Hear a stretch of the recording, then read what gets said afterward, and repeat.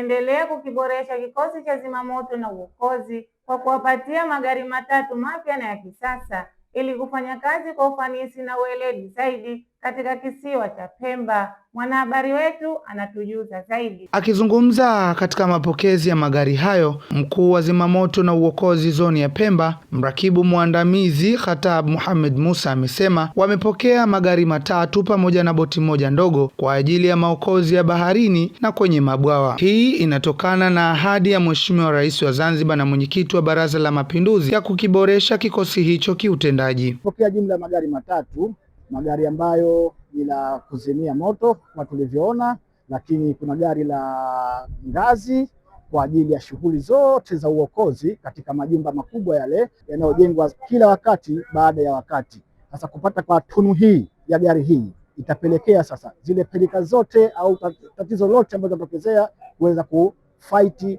kwa ufanisi zaidi. Sambamba na hilo, tumepokea dinge kwa ajili ya maokozi ya baharini.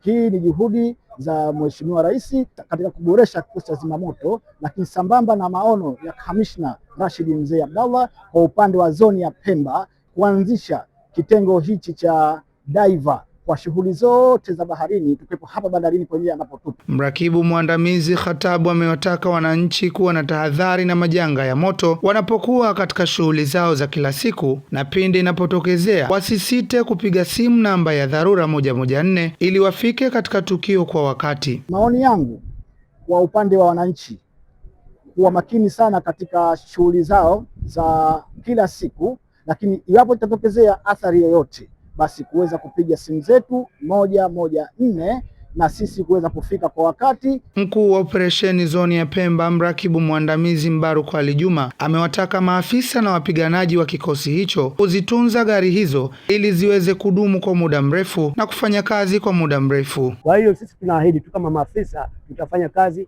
vile inavyotakiwa. Serikali imeahidi, imetekeleza kwa vitendo. Nao wananchi wa Pemba wamefurahishwa na ujio wa magari hayo na kuishukuru serikali na kikosi cha zimamoto na uokozi kwa namna wanavyotoa huduma kwa jamii.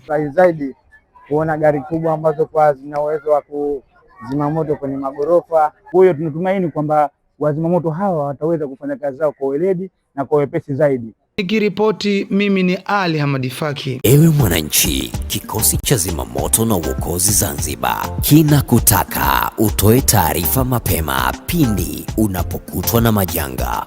Piga namba 114, yani 114.